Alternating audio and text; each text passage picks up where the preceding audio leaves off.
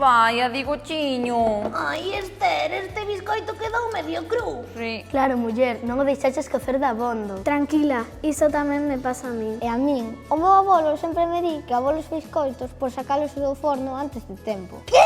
Quen che dixo iso? Por fin te atopei, está tua abola fora buscándote. Se non vas rápido, vaille caer a maqueta. E seguro que a bola do pico. Ai, sí, a miña bola. Pero, que dicides? Eu non vos entendo nada nadiña. Veredes, aquí en Ribadeo dicimos abolo e abola para referírmonos aos nosos avós e aboas. Abolo, do verbo volar, é cando queda un alimento mal cocido. Como a teu biscoito, Esther, sabes?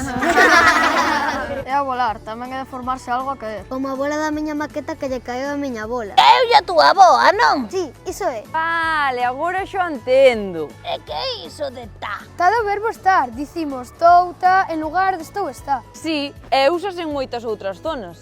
Oiches, Digochiño, agora xa pasamos por uns ribadenses máis. Que ben, pero quen vos ensinou todo isto? Por suposto. Abolos e aboas!